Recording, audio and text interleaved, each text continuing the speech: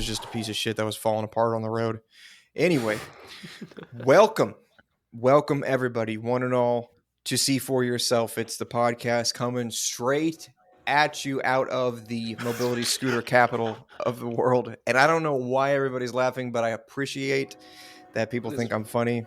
Here comes a train. This train is coming. It's coming straight at you. We're gonna push through it. We're gonna push through it. Honk honk. Get out there. Honk your horns. This is what a Honk crisis. if you love boobies. Nope. You guys, nobody knows who you are. I haven't even introduced you all yet. This is Isaac is with me tonight. He's the one that is sitting right next to a train track because he's a hobo.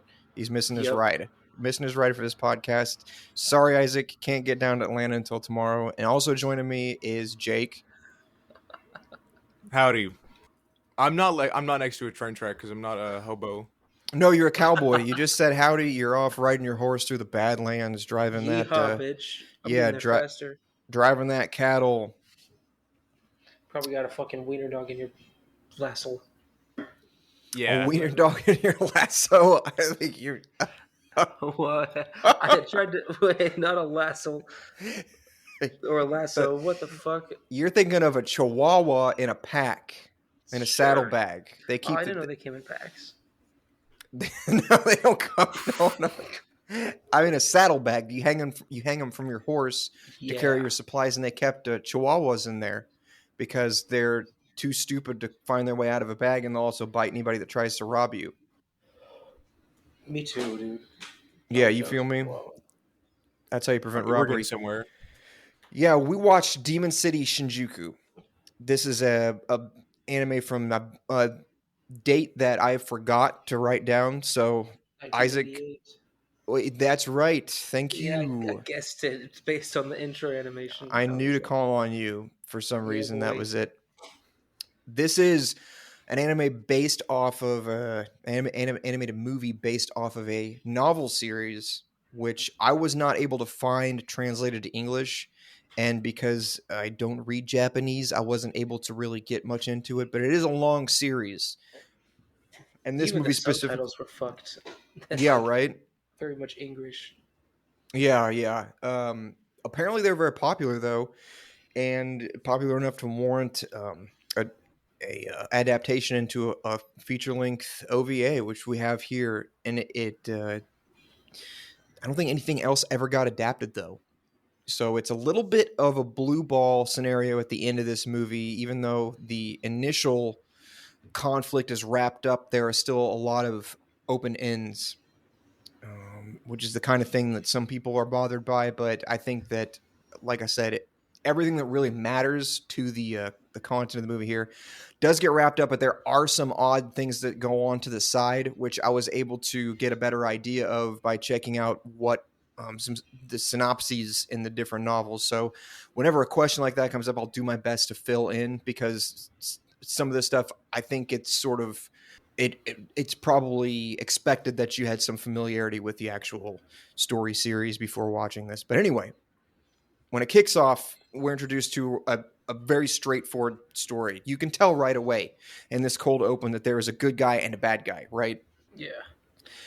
Because the color palette plays in a huge way here.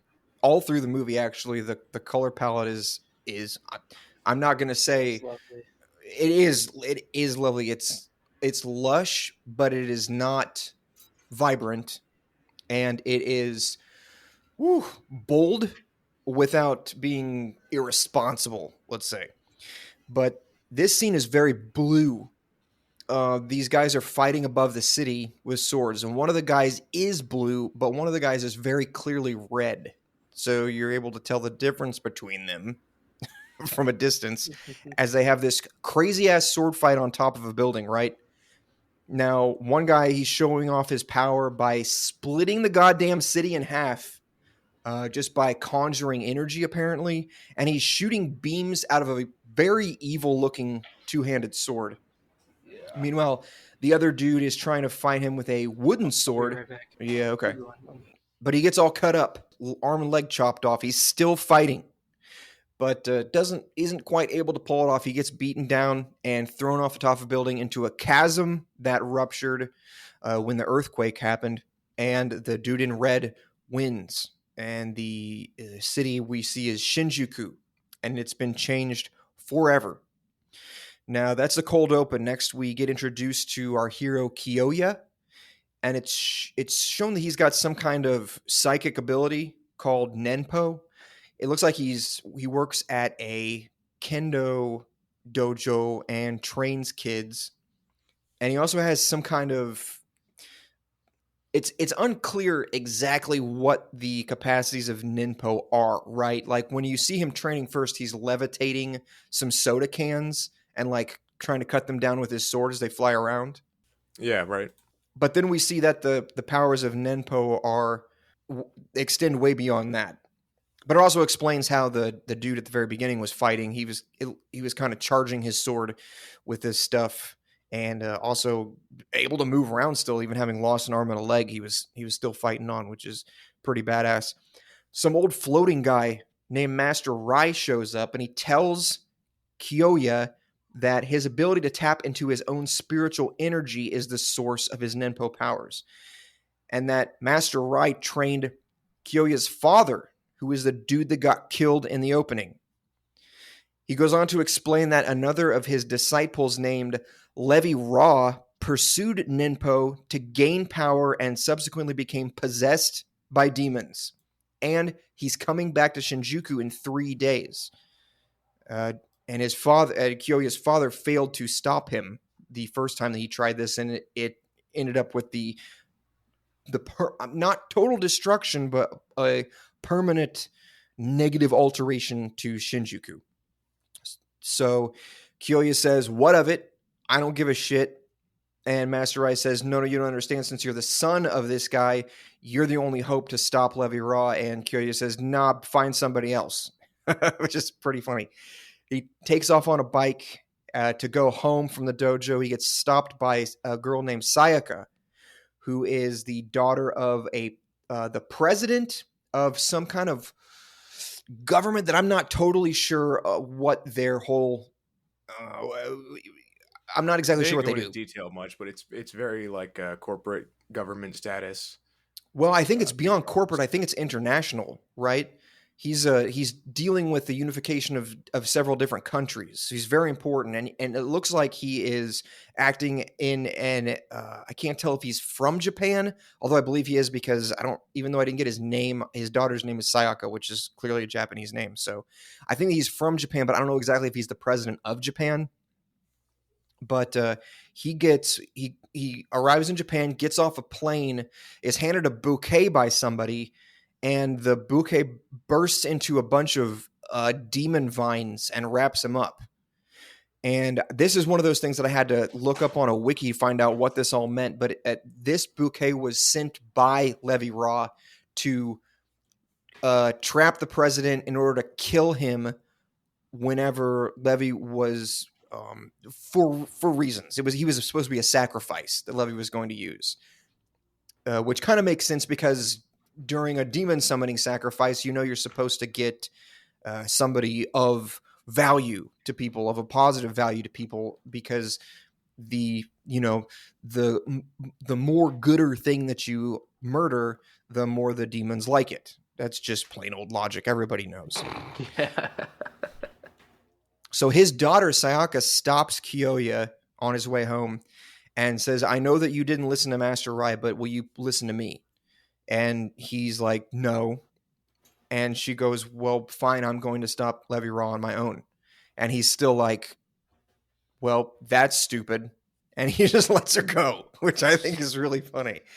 He's not last episode we did Gaunt's Zero.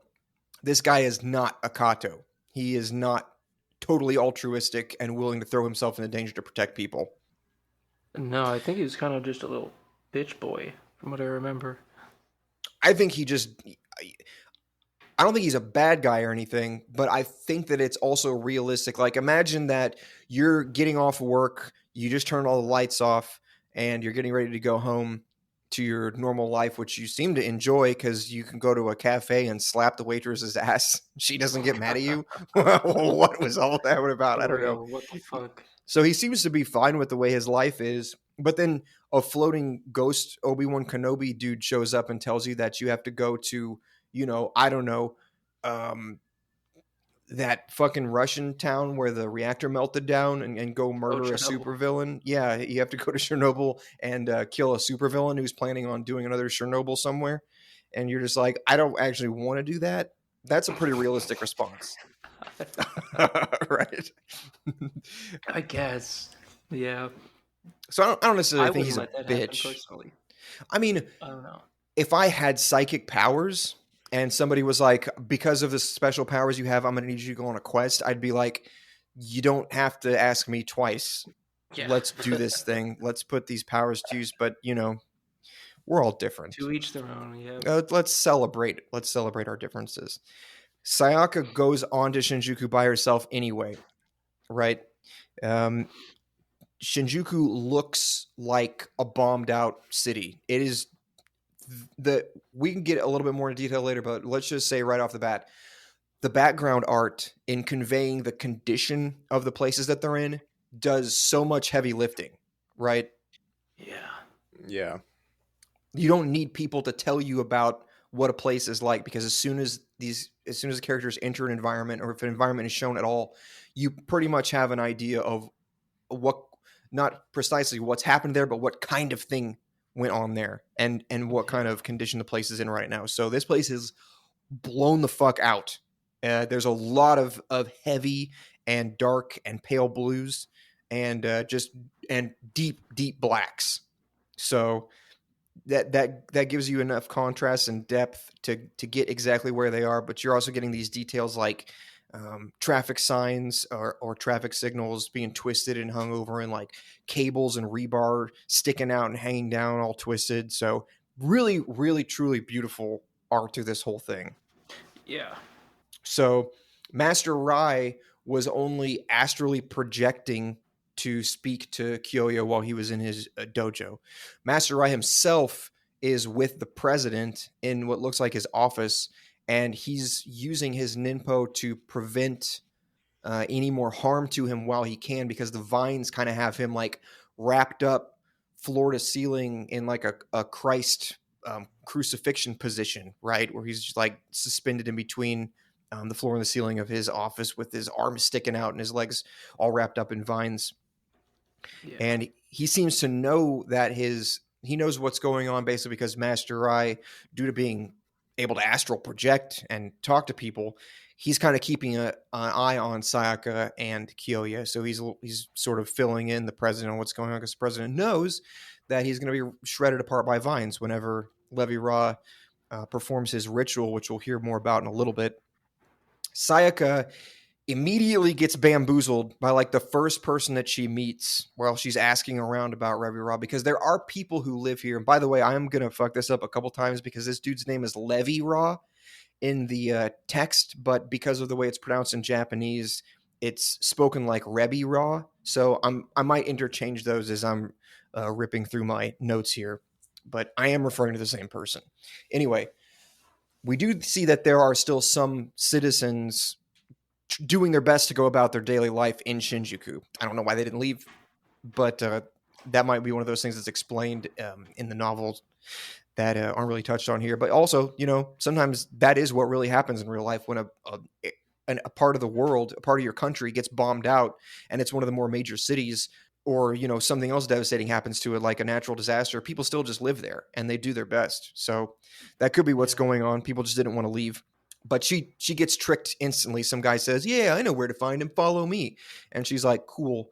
And so he takes her into an alley where two of his henchmen spring out and start to rip her dress off, this is one of those things that you feel, okay, I'm conflicted. I'm interested to hear you guys' thoughts, but here's what I'm dealing with whenever I see a scene like this.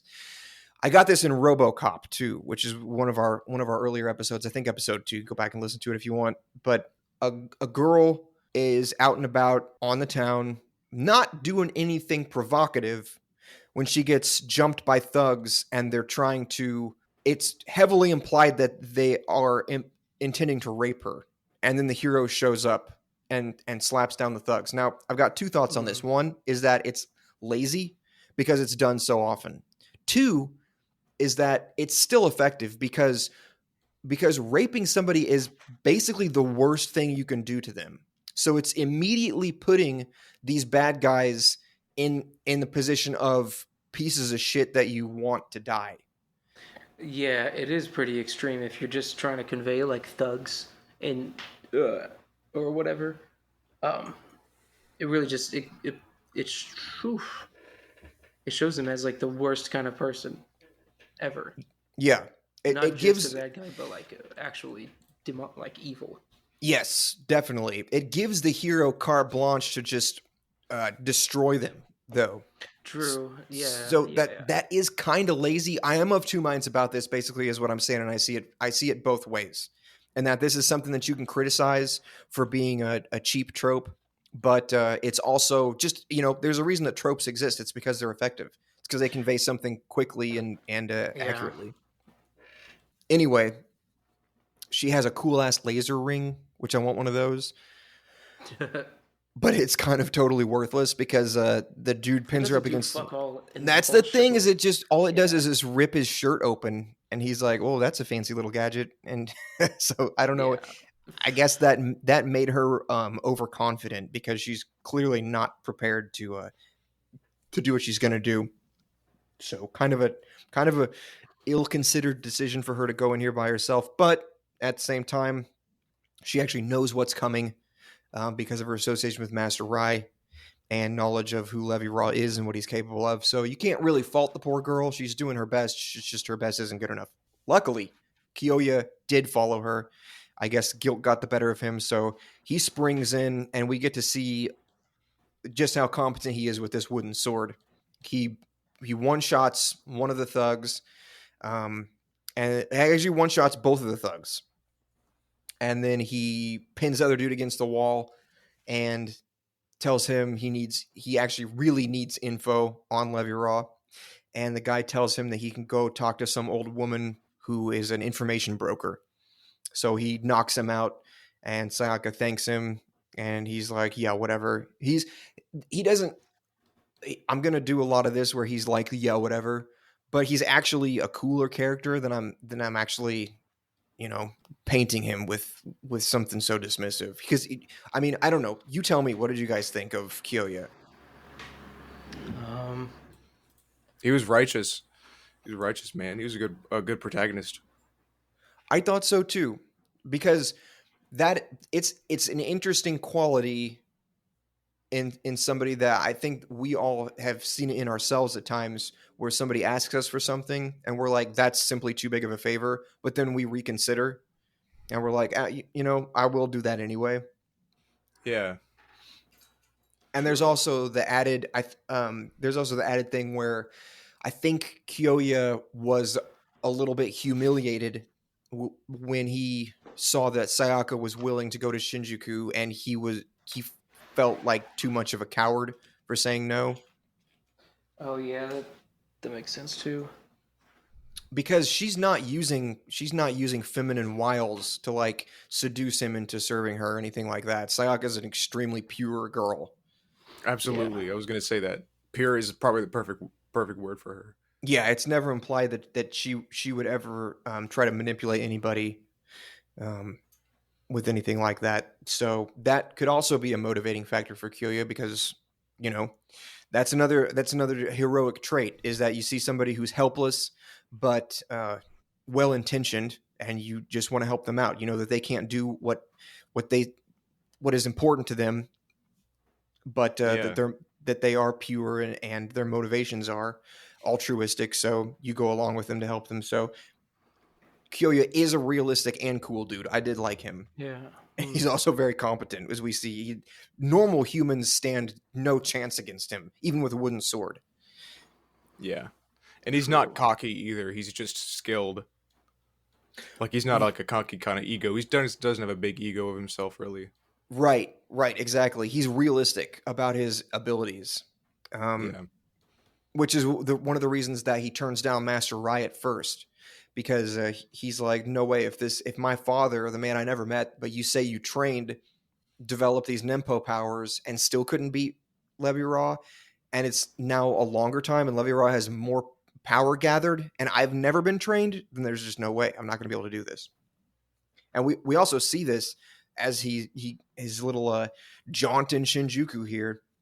He does run away at times where he knows that he doesn't have a chance of fighting, and he definitely never gets into a fight just because he wants to. It's pretty much only when he's backed into a corner, as we're going to see coming up here in a short bit, where Kyoya and Sayaka go to this. I can't remember where he said this lady is, but they go find this weird old lady, an information broker, and she's in some strange room with a whole bunch of screens, and she pops open a CD drive. It looks like a disk drive, and tells Sayaka to put her money in there so that she can take the payment before giving the info. But she just takes the money and runs. Right, she gets scammed. Yeah, but she's like 80 years old, so she can't outrun her. No, that's not what happens. She's trying to run. She takes off and she's zipping through these alleys, but Kyoya has his Ninpo grants him some kind of psychic foresight, right? In addition to charging his sword with spiritual energy and also being able to levitate at least light objects like soda cans. So she runs around a corner and she stops and she's panting and she looks back around the corner and we see Kyoya just like leaning up against the wall there. That's such a classic, classic badass move, but it's still so funny. And he's like, I'm sorry, I'm not going to let you get away with that. And she's like, well, I wasn't trying to get away. You're going to get your information anyway. So here I'll tell you where you can find out where his guys live. They're at the edge of the subway station. And then the fucking wall opens up and she gets sucked in. Yeah. Which is crazy. I don't know what kind of crazy power that is, but some kind of portal opens up and eats her. Yeah, it was just the demon world controlling everything. Yes. Yes, because there's all kinds of because of what happened in Shinjuku. There's a lot of demonic influence present, so they're able to manifest in the physical realm where humans live, and that's exactly what happens next. And this fucking thing that crawls out of this portal, he actually opens up the ground and crawls out of the ground, and he's like he's like a humanoid body with some kind of huge claw arm, and I think it was 4 big spider legs. Didn't he have like a mouth on his stomach or something? Yes, that's right. Big nasty mouth on his stomach. First, and then he goes up even more, and you see the rest of it, and it's fucking disgusting. Yeah, really disgusting looking monster. Clearly way too powerful. Kyoya is not prepared for this. Sayaka gets knocked down right next to a car. Underneath the car, she sees a manhole cover pop up, and a little boy sticks his head out, and he goes, "Follow me if you want to live." So she grabs Kyoya and they dive into the manhole while this thing just slashes this car in half above them. They barely blows escape. It to bits. Literally, that explosion was nuts. Atomizes it. It's crazy. This is another fun thing that I see pop up in these action movies. I first picked it up with the Teenage Mutant Ninja Turtles movie, moving manhole covers. Like with one hand, like children just scooting one manhole cover aside. Have you guys ever tried to lift one of those? Yeah, those are humongously heavy. Yeah. They weigh like 100. Yeah, they weigh like 100 pounds, and you have to you have to use a big ass cheater bar just to lift it out of its groove. Yeah, but I mean, they're so cool. Like, they're so cool not to use like a tunnel underneath a city. Well, that's the other thing, right? Is sewers are dope, so we have to get into the sewers. New York. Yeah. I used to ride the sewers in Las Vegas on my bicycle. We got Jews down there now. You go what? You guys haven't heard of this? No. They literally saw like Jews coming up out of the drain pipes in New York. What? Dude, it's like a tunnel for Jews. I swear to God. You drink the New York drain pipes like for a drink, like a snack. Oh, like Jewish people. Yeah, the actual the Jewish. Yes, tunnels under the tabernacles. Okay, I kept on hearing juice, and I was like, I don't want to drink pipe juice. Oh fuck! You can drink this pipe juice too. Especially, New York's got that good juice. You gonna drink my pipe juice? I don't know what kind of accent that is. Hey, it's more like this. Hey, That's probably the best Brooklyn accent I've ever heard. I'm selling pipe juice here. So, yeah, Jesus. there's like 6,000 miles of tunnel under New York City alone. So, Yeah, tho- that's crazy. those are the modern day dungeons, just places that people forgot and like aren't mapped out, and nobody ever goes down there. So, Lord fucking knows what kind of stuff is down in those places. Just little kids, apparently. Yeah, little boys with powered skates. He's got roller skates with motors on them. Those So are so awesome. that's pretty cool. Dude. He takes Sayaka and Kyoya to a safe place, and let's see what happens. He explains to them that the demons are able to manifest in the human realm, and they can't be harmed by conventional weapons. So the only thing to do is run away from them. He introduces them to his what is this thing? A Doberman Pincer, his dog. Oh yeah.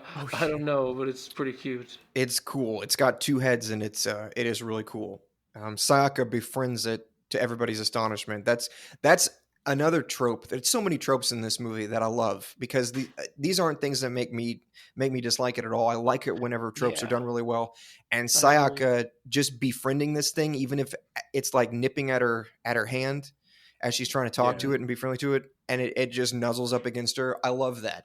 To illustrate, yes, I love it so much. It reminded me, yes, the name is escaping, Nadia of the Valley of Wind, when she befriends that little squirrel thing. Yeah. And it like Nausicaa. nips her finger. Nausicaa, not Nadia. Yeah. That's a different anime. Nausicaa. But I mean, that's just a befriending animals, because animals are just the purest thing.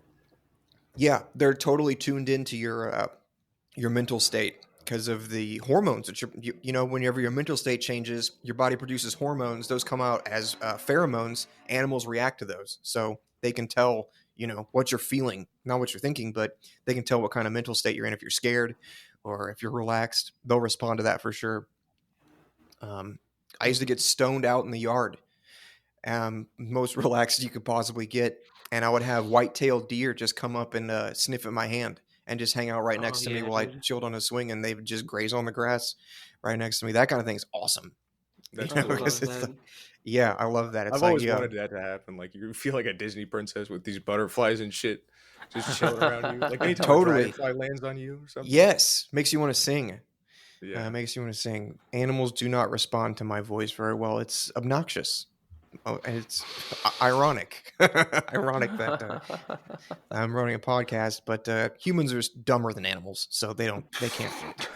You just call your audience dumb? No. I'm talking about all the people that don't listen to us because my voice is obnoxious. They're the dumb ones. They can't see the forest for the trees. You know what I mean? Anyway, Sayaka and Kyoko and little boy get lured to a rail car because the dog, his two-headed dog, goes after something in this rail car, and the dog gets fucked up, split open, fucking instantly murked. Pretty rough to introduce a very cool dog and then kill it within I think he lasted 2.5 minutes of screen time. Yeah, not even 5 minutes, dude. And they don't. Too. I was gonna say not just gory. They split him open and you can see his exposed rib cage and everything. Yeah, the rib cage tripped me up. Very rough. Very rough. A lot of. Imagine being the animator that was in charge of that. In charge of those frames. Yeah. So the little boy, which I keep calling him a little boy, not because I don't know his name. Well, I mean that's part of it, but they don't call him anything. Sayaka just calls him young man, right? Yeah, kid, but he's totally a Teenage Mutant Ninja Turtle. Yes, down to the core. Yeah, pretty much. He doesn't do any fighting. He just knows about stuff, and he knows how to zip around the sewers really well. Yeah. So anyway, the crazy four-legged. Yeah, they all get ambushed by this thing. It traps them in a subway car and sends the subway car off. So Kyoya, man, how does this scene go? This is pretty crazy. Kyoya climbs on top of the train to fight it, but he's having difficulty with the thing. He's not quite in control of his Nempo, and he's definitely never gone up against a demon before. So it's pretty much having its way with him. It knocks him off the front of the subway car, and he's hanging onto the front of it, and it starts to climb down after him, but they're coming up against a collapsed ceiling. So the car just crashes and smashes the thing. Kyoya somehow manages to survive. Presumably he can use if he can use his Nempo to strengthen himself, I assume that he can use it to like bolster or reinforce his the physicality of his body, harden it or in some way like soften impacts. That's kind of a common thing that you're supposed to be able to do if you can manipulate like spiritual energy. So he survives and he climbs out, but the thing is not dead, and it doesn't die for quite a while. They really have to lay into it. At one point, it cuts a power line in the sewer, and it drops down and electrifies the rail. So we've got this fun third rail situation, New York coming back again.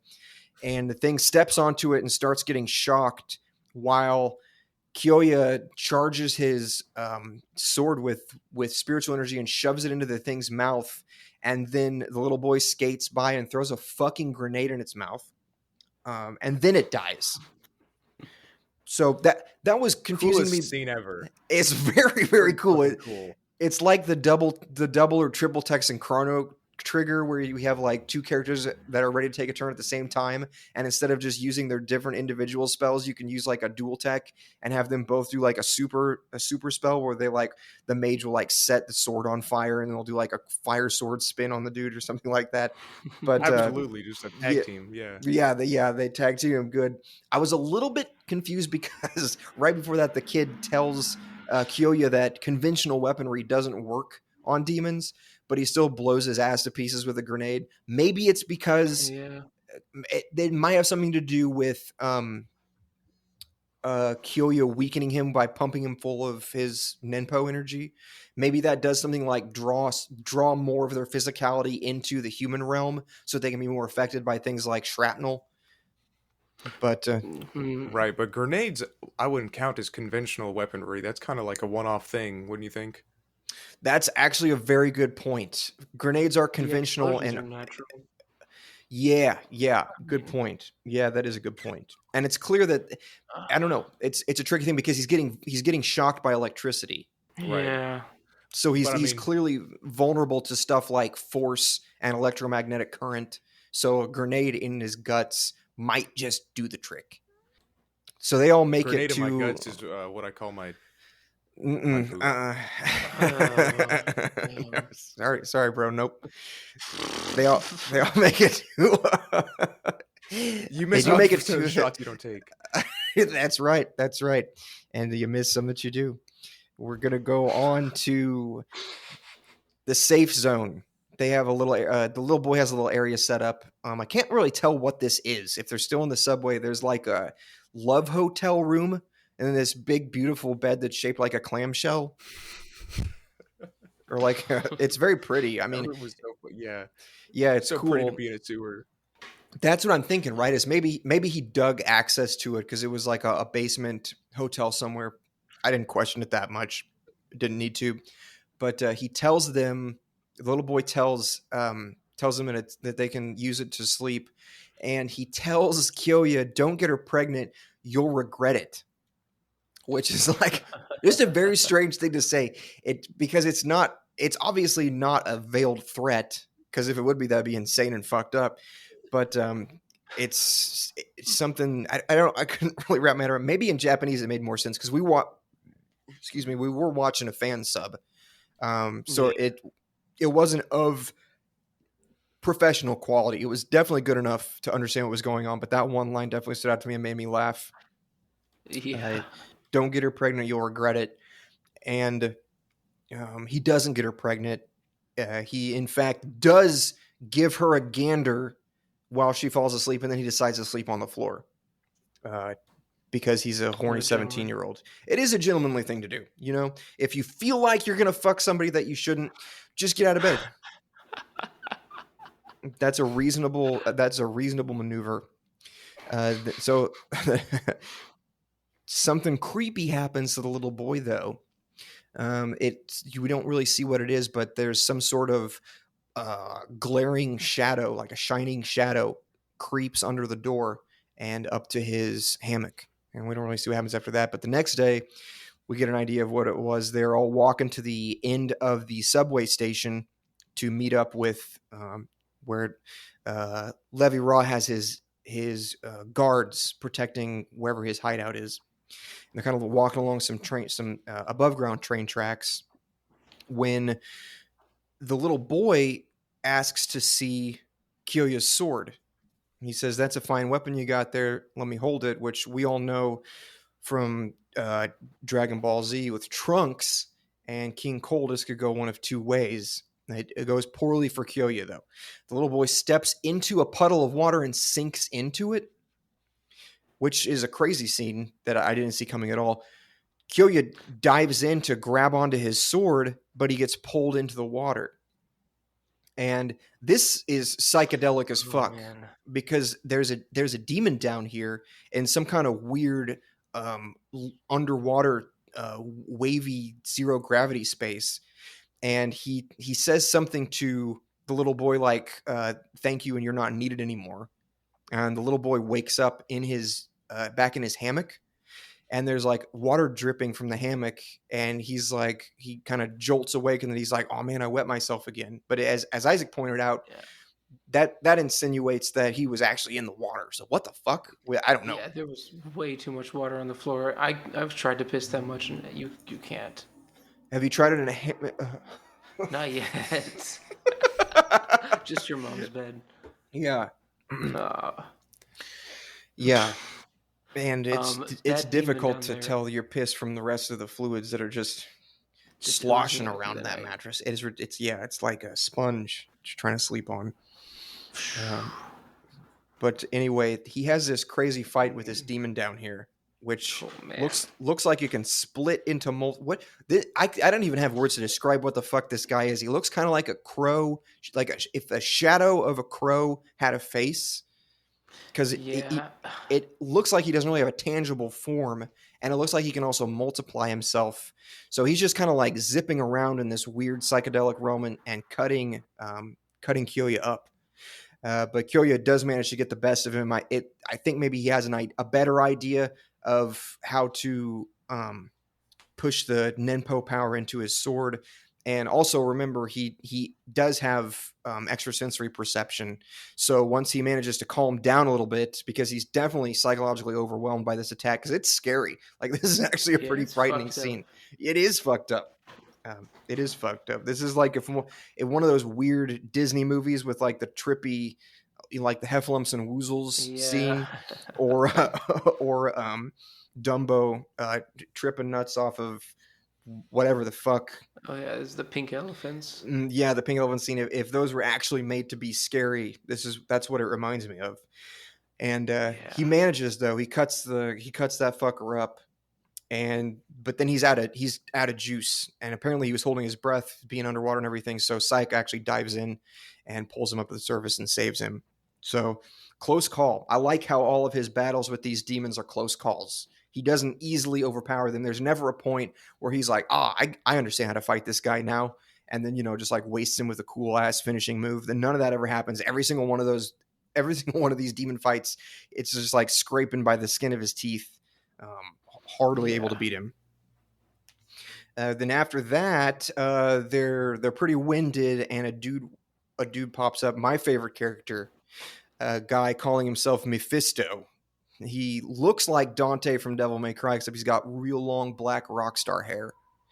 And he shows up and says, "Oh, come with me. I'll bring you guys to shelter." And since that worked out for them last time, I guess they're cool with it, even though this guy just exudes chaotic energy, right? Yeah. Jake, what was your impression of Mephisto as soon as he showed up? Were you thinking he's a bad guy? Were you thinking he's a good guy? What did you reckon? I actually... he seemed like he didn't pick a side, but he was very chaotic in the sense that he would just do shit that he thought was funny or like in his best interest. But what is his best interest? Exactly. What a cool character. What a cool character. Mysterious. The true trickster, except he wasn't really trying to play anybody. It doesn't seem like. You literally just never got a whiff of his motivation. Yeah. I love that kind of character. I'm definitely a sucker for that kind of character. And this guy was just like the archetype of like, yeah, come with me. I'll help you. What are the consequences? Who knows? Who knows? Won't it be interesting to find out what happens? I love that kind of dude. Yeah. But he comes off as extremely confident. So they go ahead and follow him, and he's got a dope ass little library, right? They don't specify where it is, but he's got this cool library where he's just like chilling with a bunch of candelabras and like skulls engraved with pentacles and stuff. And it's all red. So yeah, he's pimping hard in Shinjuku. And he lays Sayaka down because she's passed out from exerting herself from swimming in the pipe juice that the demon drug Kyoka into. So Kyoka decides that it's okay to leave her with Mephisto. I don't know. Now we got to give him the benefit of the doubt, right? He does have ESP, so maybe he is reading enough into Mephisto's mind to know that he doesn't actually have any ill intent. It does seem strange that he's just like, yeah, I'll leave this teenage girl sleeping on your couch. Well, you look like you should be chilling next to a big oak fireplace with a decanter of whiskey and reminiscing about some kind of horrible war atrocity you committed. But he decides that it's okay. He actually does ask Mephisto what's in it for him. And Mephisto says exactly as much as I said earlier, which is just like, oh, I'm just interested to see what's going to happen. So...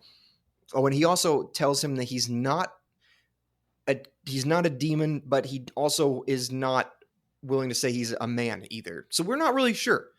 This is expounded on in the novels because Mephisto does become a recurring character. But in the context of this movie alone, not much is revealed about him. However, we do get to see him have one of the weirder fights I've ever seen in any movie ever when he follows Kyoka out as Kyoka's going to confront Levy Raw for real. And some kind of shadow is following him along the ground. And Mephisto like throws a dart into the shadow, like obviously infused with some kind of occult power to freeze the shadow in place. And it comes out of the ground as like a woman, a redheaded woman. And he makes some quip about, so you like him young. And she's I don't remember exactly what she comes back with, but she says something like, "Oh, I like any man that can handle me." Yeah, and so this is such a weird fight because it's obviously, it's obviously sexual foreplay the whole time, but it's also evident that they're trying to kill each other in the smoothest, sexiest way possible. Yeah, I couldn't figure out if it was a fight scene or not for like a long time. It looks like just being rough. Yeah, it looks like a seduction scene because he like brings this girl into a bar, and what the fuck happens? He like they just initiate with a kiss, and then they end up on like a pool table. Yeah, he pins her down on a pool table, and then she transforms it with like snake appendages, and tries to wrap him up. And yeah, that's right. There's a crazy, insane fight ensues where he ends up burning her with alcohol. Like he throws a bunch of liquor on her and then lights her on fire and fucking kills the shit out of her. But she like makes her drink it. He shoves a huge bottle down her because she almost dripped some venom onto him when she was on top, and then they ended up flipped over and he made her chug it, and it just like burnt her from the inside, I think. That's right, because he recognizes that her venom is, I think, hydrochloric acid, which has some kind of chemical reaction with alcohol. So he reckons if it comes from her mouth, he just shoves a liquor bottle in her mouth and chug, and she lights on fire. Crazy cool fight scene, though. I've never seen anything like that. No, me neither. Nothing like that. Did you ever see Mr. and Mrs. Smith? Nope. Man, it's a crazy cat. It's like Jennifer Lawrence and Leonardo DiCaprio or some massive star team like that, and they're like both spies for different sides, and they get married as part of their covert operation, but they're all like quadruple crossing everybody, and they have sort of a lovey-dovey, serially trying to murder each other scene that's kind of like that. But otherwise, it's a very unique scene, and it is very cool. It's still the most sexually charged scene ever, but it totally demonstrates that Mephisto is no slouch, and he was clear he was totally confident the whole time. Yeah. So that part's cool. Anyway, Kyoka is making his way toward Levi Ra, and Ra actually just straight appears in front of him and reveals that he is in 3 days' time he's going to perform a ritual that will fuse Shinjuku with the demon realm, which this isn't made clear. It's something that you're supposed to know if you're watching this, because it's made for Japanese audiences, obviously. But in Japan, the demon realm is like a distinct other place. It's not like a physical place under the ground that's like hell or anything like that, but it is a place that intersects with the realm of humans and mortals. There's sort of a, how do you say this? It's sort of like if you put a lens over a piece of paper, like a colored lens over a piece of paper, and you can see like invisible ink. You know what I'm talking about at all? Yeah, like yeah. You write with invisible ink, and then you have to like hold a lens over it. That's kind of what it's like. Totally. So it does intersect, and demons can manipulate the human world, but usually only in subtle ways. That's why so many demons are known for like their trickery. Like the fox is a big time tricky demon, or like even in the West, in our fairy tales, we have like the will o' the wisp, which is just like a bobbing light that will lure people into swamps where they'll die. Most of the time, demons don't have like physical armaments and like attack you with weapons that like damage your flesh. But because of Levi Ra's first ritual, that gives demons access to physicality to that degree, where they're actually able to like touch and hurt the human body. So what he's going to do with this next ritual is completely integrate the demon realm with the human realm, to the extent that the demons can actually leave Shinjuku, right, and go to other places. That's Levi Ra's weakness right now, is that he's kind of trapped in Shinjuku. In order to use his demonic powers, he's not able to just go wherever he wants and use those. But he's about to be able to. And he recognizes Kyoya as the son of, his name was Genichiro. Sorry, I forgot to put his name in earlier, but Genichiro was Kyoko's father, who got killed at the very beginning of the movie and dropped into a big-ass chasm. And Levi Ra recognizes that Kyoka is powerful with Nimpo and wants him to serve him. He's not going to try to convince Kyoka. He just straight hypnotizes him, which is another scary demonic power. I love how and I mentioned this as we were watching this, but I love how the demons are able to exert control over people's minds. Like that's so much scarier, because there's no clear defense against it. Like if a guy is swinging claws at you, you at least know that if you could put an object in between you and the claws, then you're safe. But when it comes to like psychic attacks, being able to defend yourself is a way sketchier situation. Even for somebody like Kyoka, who has extrasensory perception, he still completely succumbs to this hypnosis attack. And he got totally owned. He was hopeless against this. He starts to perceive this ruined area of Shinjuku as a idyllic park, where he just wanders around and goes up to a park bench and just chills there. And he's like, I guess this is a good place to take a nap. So he's out of it. That was it. That was it for him. That's all it took to beat him. Once again, these demons are strong. Like they cannot just be beaten down because you have the power of love on your side or anything like that. They are really, really strong. But Sayaka awakens then and says that she decides to go searching for Kyoka, and she meets up with a little boy again, who points out the direction Kyoka went. And he says, don't follow him. Nobody goes that way, because that's the epicenter of the earthquake. And it's the place where the evil is the strongest. So we can tell there that the demons have much more influence in that area over the rest of the city, which, considering what the demons were able to do before that, is pretty scary. But Sayaka, God bless her, honestly, she's so brave. She decides to go in anyway. And she gets assailed by another demon here, one that we don't really know if this thing works for Levi Ra, but it takes the form of a spooky little girl, which is all too classic, right? We've all gotten the spooky little girl from Silent Hill and Fear, and all these other games. yeah. So we're familiar with the spooky little girl trope, but this one's She was nasty. extra spooky. She's very spooky, and Yeah. she when we first see her, she calls Sayaka Mama, and so you that kind of gives you a clue about what's going on right off the bat. But then she transforms into this wall of flaming ghost essence, Yeah. Oh my and it's gosh, and that shit was dude, insane. the art here is every time somebody uses like either demonic or spiritual energy, it's kind of illustrated as something that's not quite fire but not quite vapor, right? But it Right. looks like Yeah. right, it looks like it burns but not hot, and it kind of like leaps and jumps around like electricity, but it's not, doesn't have that quite a frantic feel of electrical energy. It's definitely a unique sort of well, like spiritual thing. It's kind of like what you imagine, like the what would be if you could visualize like a soul or a ghost, what it would look like. Yeah. Yeah. Maybe like the burning bush from the Bible. Not Yeah, like actual fire, but just something otherworldly.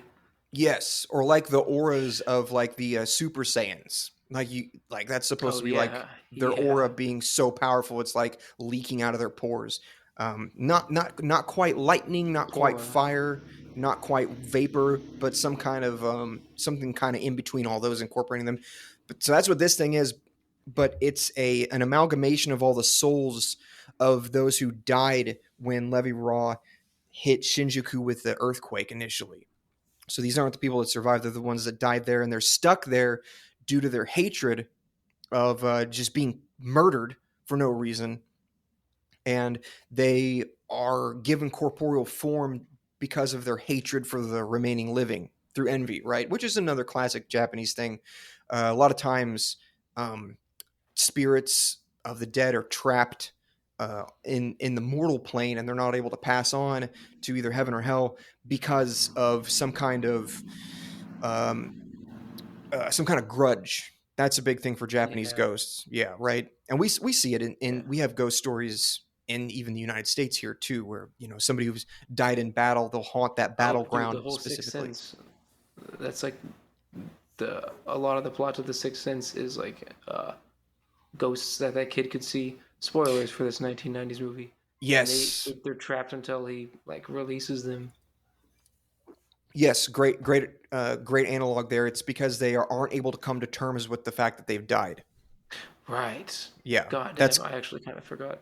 right. That's kind of a big thing for ghosts in the kind of folklore that we're familiar with.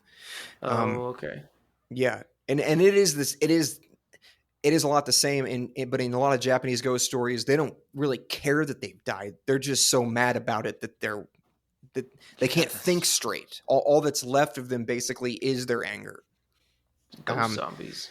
Yeah, and so they managed to find Kyoko amid this maelstrom of ghost storm, which is they're throwing Sayaka around, but she's toughing it out, and they manage to find Kyoka, and he's still kind of in a daze. He thinks that he's playing ball with a bunch of kids in a park, so he's just like holding his ball, staring into space.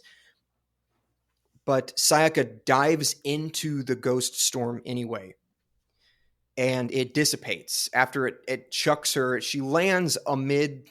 She lands on a broken concrete piece with like her arms and legs splayed, with rebar sticking through Oh every yeah. every like she lands perfectly in between all this rebar. She so could have been shish kebabbed, like Yeah. giga shish kebabbed among this, but she lands so luckily. Which I wondered if that was just because I tend to think, since I draw, I know how long it takes to draw one frame of an animation like this. So when I see a scene that really sticks out as particularly weird or interesting, I always think there's a reason that they specifically chose every element of this scene and spent the time and energy and money to draw it exactly that way. So I wonder what they were Yeah. trying to say with that, if anything. And I thought maybe that could have been an insinuation that the spirits didn't want her to die. She was just ejected from the ghost storm, but Oh. they kind of influenced her to land in such a way to ensure that she wasn't gravely injured. I don't know. Yeah. To me, it just seemed like a demonstration of just how dangerous and fucking risky all this shit is. Like, I don't know. That's probably a more realistic read, what you have there. Yeah. Because that is exactly what we all thought as soon as we were like, oh shit, she was so close to dying. Yeah, I guess that would be the obvious answer. Just yeah, but it was particularly drawn to look like it was like an old thing that you would have at like a carnival, where like some carny would throw spears, rebarb pipe instead of like throwing knives, and it would, instead of landing in between her fingers, it was just in the perfect places not to stab her. That's exactly what it evoked for me too. Was you would have a performance girl standing up against a wood wall, and somebody's throwing knives in between her, like under her armpits, like right next to her neck, like under her ear. Yeah, That definitely, it evoked the exact same image for me. So yeah, maybe I think that is what it was, just to show how close she was to danger. But what she manages to do, and this is just, we just got a hint of her true power whenever she tamed the two-headed Doberman, which she manages to dissipate the ghost storm here by allowing herself to be taken in by it, and showing that she bore no fear of their grudge and their malice. Oh and man, maybe she. Oh, I just thought that just made me think that like maybe she really just can't get hurt, no matter how many instances she's put herself through. Where it's like the dog probably should have just mangled her, or like those reverbs should have stuck in. She's just got some fucking, like you said, they just don't want her to die. That's weird. I really don't know. It's never really inferred that she has any kind of protection. I think they kind of actually established the opposite of that right near the beginning, when her laser ring fails to do anything. Oh, I guess so. Yeah. True. I think that's kind of to convey that she is totally helpless when it comes to anything trying to hurt her. All she's got going for her is purity and guts, because she's got a lot of both. So true. The ghost storm dissipates because it finally experienced a human that wouldn't back down from its rage and hatred. And I guess that was just enough to change its mind, which this is a classic Japanese thing too, is putting to rest a vengeful ghost by appeasing it. And I think that all it needed to see was a pure human with pure intentions in the hellscape that was the center of Shinjuku, where everybody is a molester or a fraud or a deceiver, or, a shadow lady that's gonna kill you. So yeah, the ghosts dissipate, and this is actually a really beautiful scene, because right here Kyoka's hypnosis breaks, and he realizes that the ball he thinks he's holding is a human skull, which I thought that was fucking sick image. Was fucking crazy. Yeah, I remember that. That was cool. That was cool. And the ghost storm just kind of turns into a bunch of little twinkly sprinkles that fall down like snow, which is actually a really beautiful scene. The individual pieces go to just wrecked remains of bodies that have been skeletonized. But you know that those are supposed to be the souls of the people who've departed, and returning to where their body died shows that they've come to terms with their death. So they're finally able to pass on in whatever capacity, the specific spirituality it might entail, but it's obvious that she has given them peace, right? Right. Yeah. And that was fall down like snow. It does look like snow. Great. Right. Yeah, it looks like snow or flower petals drifting down, which is great. I don't know they fall back down to where they die is the coolest part, actually. Yes, down to the skeletons and bodies. One even drops into the skull that Kyoka is holding, which is a really cool detail. It is actually a beautiful scene. It really is. And even the little girl shows up, and so I don't remember exactly what Sayaka says to her. Something about like, "I'm sorry for what happened, but you can go now." And the little girl just smiles at her. So and then she disappears too. So she just disappears in her clothes. She actually wrinkles. She gives Sayaka a hug. Right. And she like withers. Yeah, really, man. Hefty scene, very cool though. Yeah, it was. Not a fight in the traditional way, but the one that Sayaka really shows what Sayaka's true strength was. Perfect opportunity for her to really, really put what is specifically a strength of hers to use. And yeah, I love that scene a lot. And that was pretty much the last mini boss, right? They're at Levy Raw right now. He's been chilling, kind of like laying down in midair with his arms crossed over him and his sword floating above him. And there's like a giant demon sigil underneath him, and there's all this like red lightning coming from the sky. And the ritual is beginning now, and we get this cool ass view of Shinjuku from the top, and we see that all the cracks that he made with his earthquake at the beginning, they form like a gigantic multi-kilometer radius demonic sigil, right? Yeah, I noticed that. It was fucking awesome. So these like dragon spirit things start descending from the sky to like fuse with him. Just this scenery is awesome. Like we've seen this 100 times. We've seen like demonic presences and spiritual forces portrayed in so many different movies and media, comic books, whatever. But this was probably the most like coherent, just at a glance portrayal of all this stuff. You know exactly what's happening when you see it, right? Yeah. No funny business. It was very meat and potatoes, but amazing. Yeah, nothing completely out of the pale here. But it's a strength of this movie that it knows exactly what it's trying to portray to you, and it knows that you already have an idea of what that thing is, and it portrays it in the most effective way possible. Yeah, fuck. So very cool scenes here. Kyoka, backed by Sayaka, decides to just take on Levy Raw right there, and Levy Raw is immediately super OP. He's still got a sword that can just shoot beams out of the hilt, and so Kyoka he does manage to defend himself somewhat from these blasts. Like these look so cool because they just look kind of like crescent shape, like red crescent shapes shooting out of the sword, and then they hit Kyoka and they kind of like split.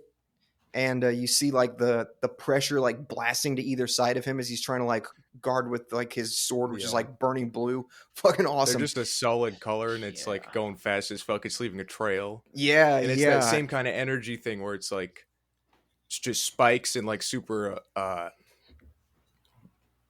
like energetic energy.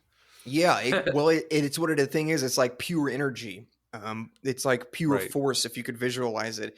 Now he manages to tank enough hits to zero range Levy Raw, and he stabs through his body.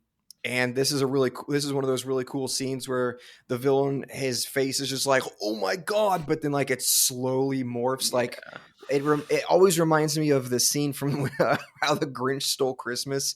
Whenever he gets the when he gets the idea to steal all the presents out of Whoville, and his face just like slowly morphs super evil. Yeah, that's what happens to Levy Raw. Does a Grinch face here as he glances down, and he's like, nah, he doesn't hurt him at all. And fucking Kyoka's sword shatters, like splits into fragments.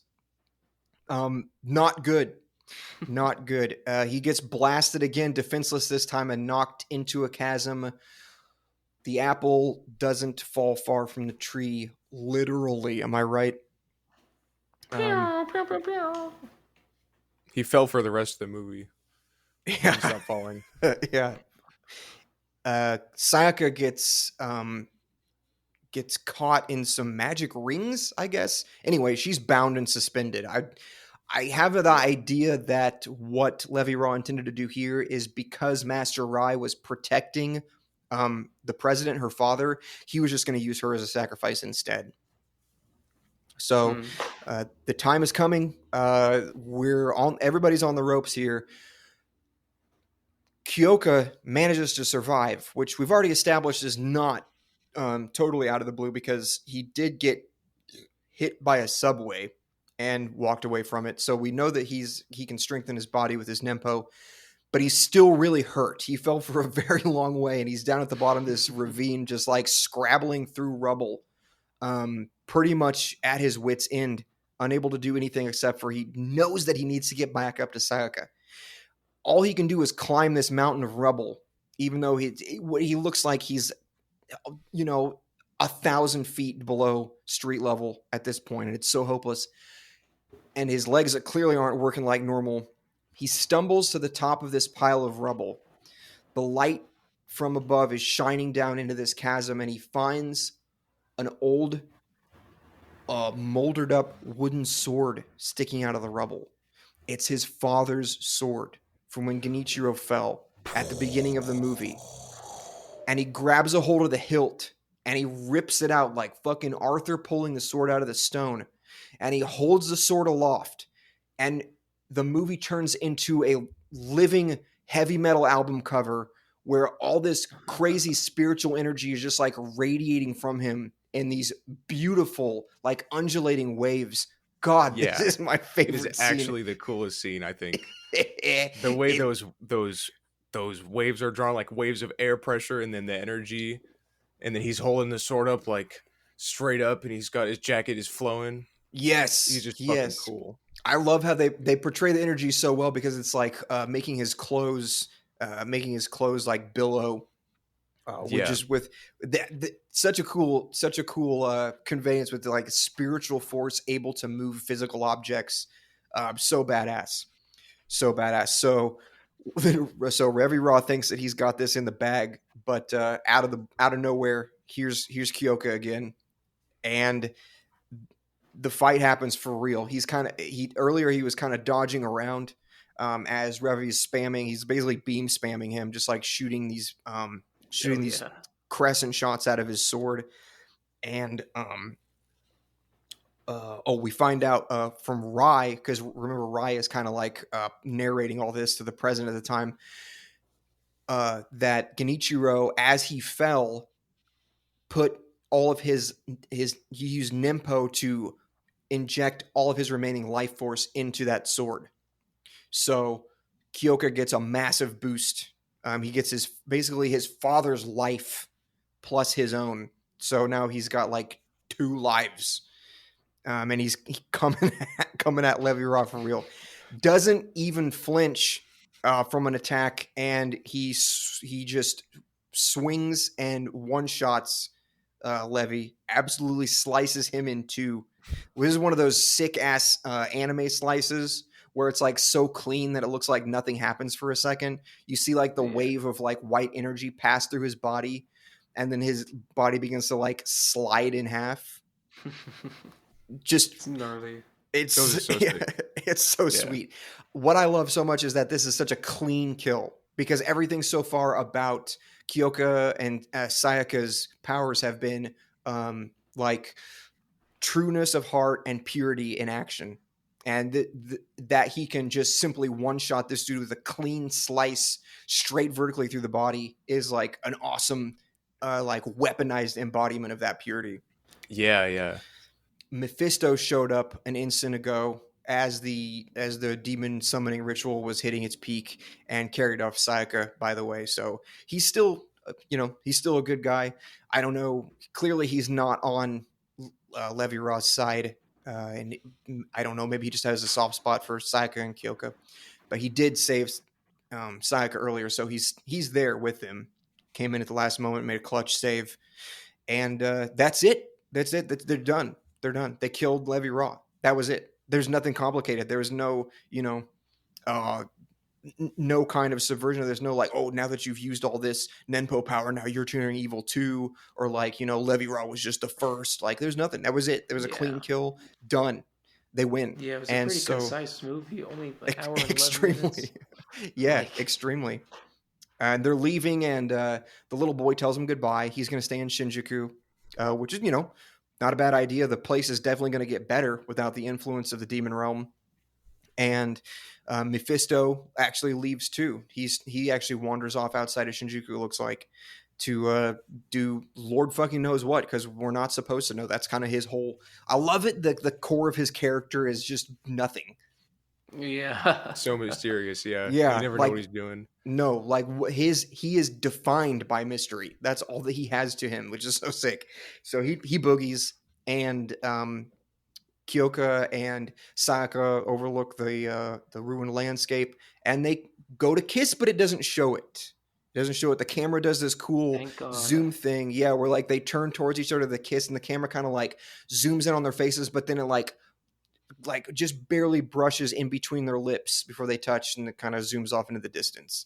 Very cool because it sort of leaves it with like they're still as pure as pie. Didn't even kiss, right?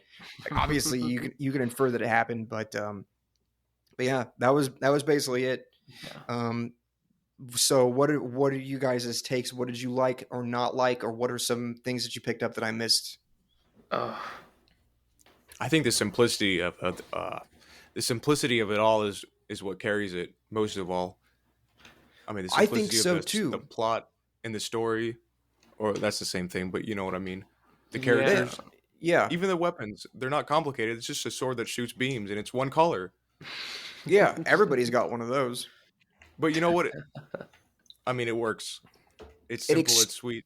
it extremely works. There's a reason that these kind of all these elements and tropes. There's a reason for them being tropes. Is because they're so effective at conveying a thing that we all sense somehow makes a lot of sense, which is Yeah. the purity of the good guys. We know that this. Look, let's give Kyoka the benefit of the doubt, but he's a horny 17-year-old. You know that he wanted to get Sayaka so pregnant. He wanted to Yeah. regret it, right? But the fact that he admired her courage and willingness so much that he was just like, no, I'm gonna sleep on the floor. I'm not gonna even. He knew that purity was critical aspect of their strengths. Beep beep. Yeah, fuck it.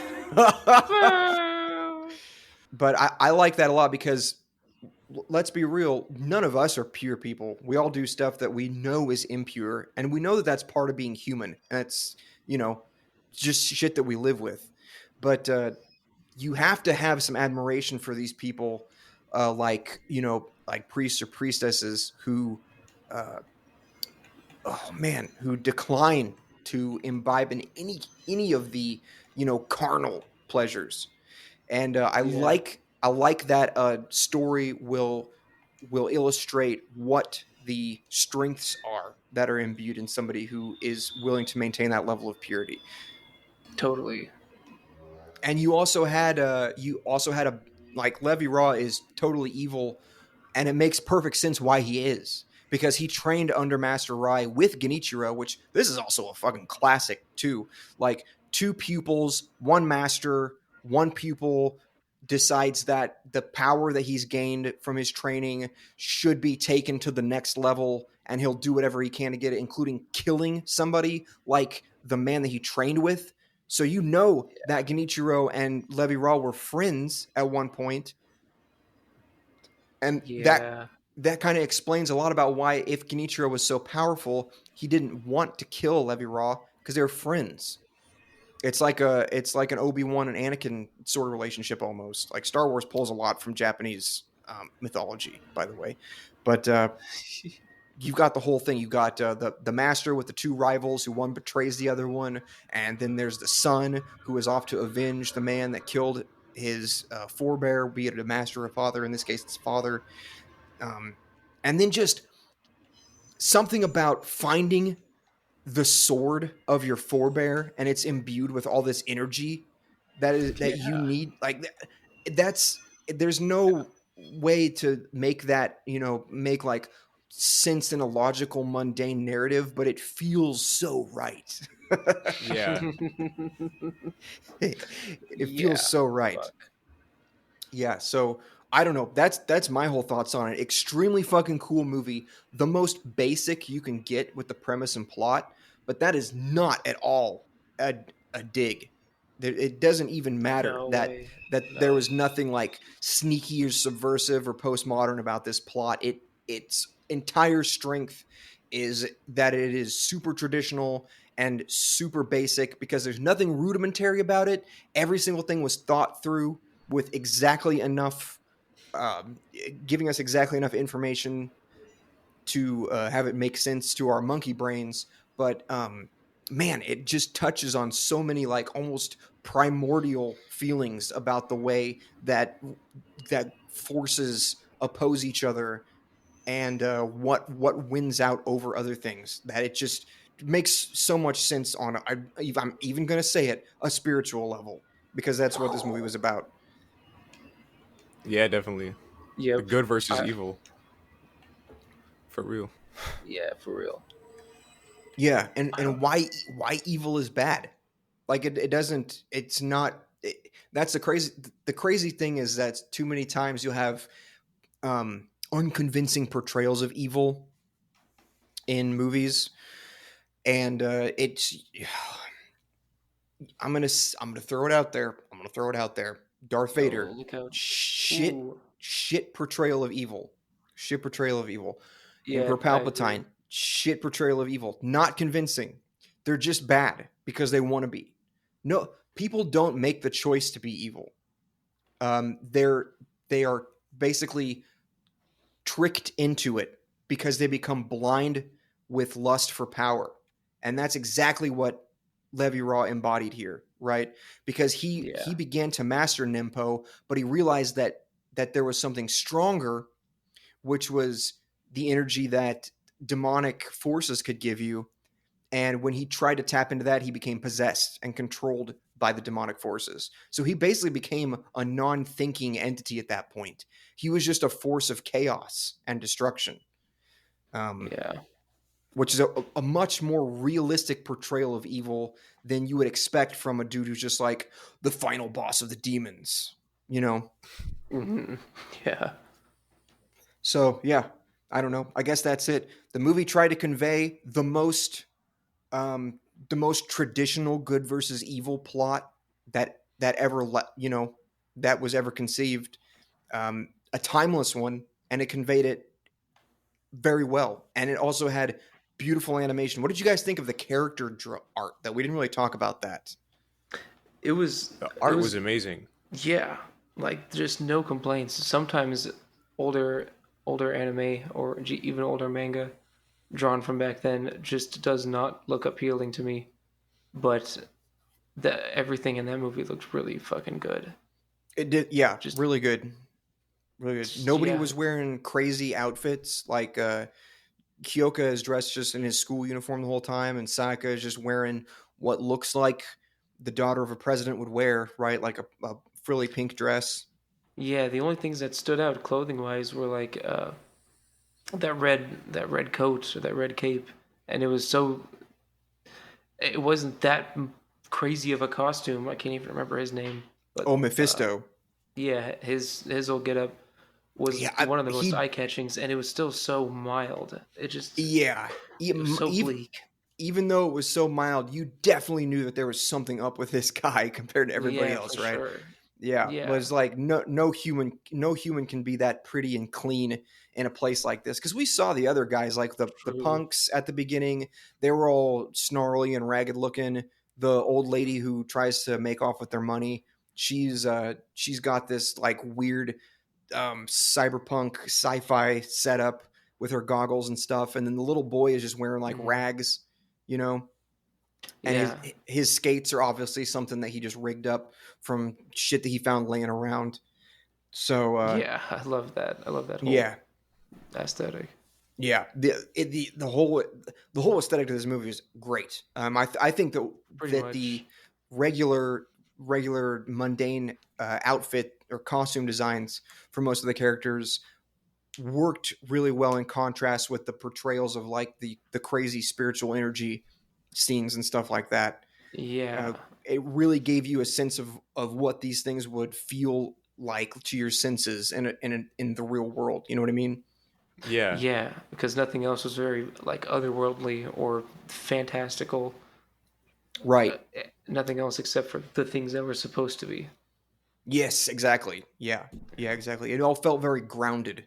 Like if the demon Mm. realm did fuse with the human realm, this is exactly what it would be like. Yeah.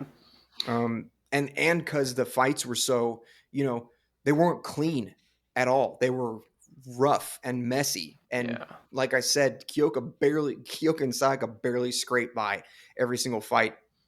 It's the first one is partially due to luck when they kill that crazy 4-legged thing, and then the second one is Kyoka has a slightly better grasp on how to fight demons from his experience, but it's still a very close shave. He almost dies for sure. Mm-hmm. So yeah, cool movie overall. I'll give it 6 tomatoes. Ooh. Yeah, I think I'll give it a solid 8. I put it around 6 tomatoes as well, though. It's a good tomatoes. Yeah, good tomatoes. I'm talking the kinds that are thrown at like a bad comedian. Yeah, but not the crispy kind, like the mushy kind. Yeah, they're definitely like mushy with good mix. With those weird black spots. So when you throw them, a little bit of juice kind of spirals through the air and creates extra spatter as collateral damage around the audience. But every single one of those 6 tomatoes connects. Could have thrown more tomatoes, but it's not guaranteed that they would all connect. Through 6 tomatoes, 100% accuracy. You're going to hit him either way. I mean, 6 tomatoes, come on. That's fucking a lot. That's 6 fucking tomatoes, dude. Think about it. Yeah, but they're all from one person. All from one person with dead on aim. Yeah, they threw them all consecutively and they nailed every time. So impressive. Yeah, good movie. That's gonna wrap it up. We'll do our normal plugs, which is always a good thing to introduce, organically by explaining what you're gonna do first. But Isaac, you have some new music coming out, which you can find if you search Get Six. All the stuff is up on Spotify and Bandcamp. Yeah, it's on Bandcamp. It's on Apple Music. It's anywhere that you listen to anything. Yeah, it's out there with everything. Jake's music, search Terrordrome. Close enough. You know what? I'm rebranding. That's a good name. You can't call it that. It's taken. What's the real name? Terrabond at what's it called? Bandcamp.com. Bandcamp. Yep. Terrabond. I make banger shit. Yes, it is bangers.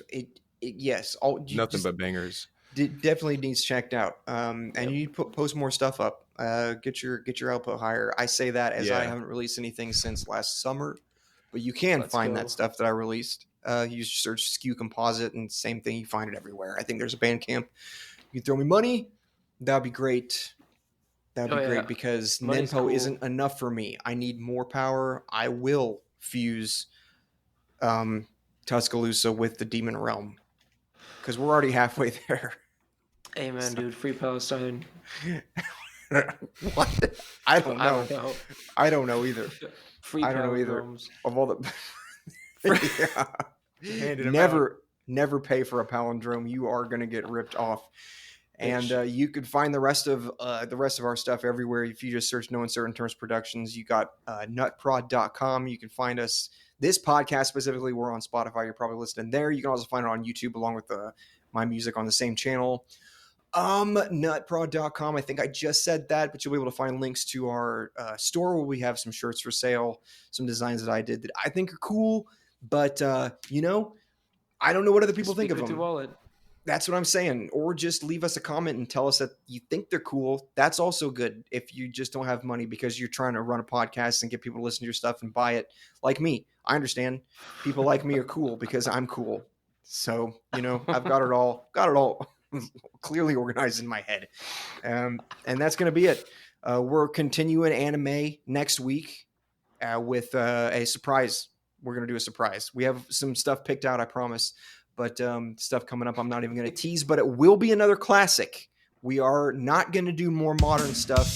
Gaunt's Zero was the most modern thing that we're going to do. We're going to keep on with the classic hand-drawn animated from this era because it's got a special place very close to my heart. I do love to see just absolutely insanely drawn stuff like this. And it's every single one of them is just such a crazy head trip. But we'll see you then in the next episode. Until then, you have to remember, because if you don't, I don't even need to say it. You know the consequences. It's unspeakable, literally. But it ain't my tragedy. And fuck on and live.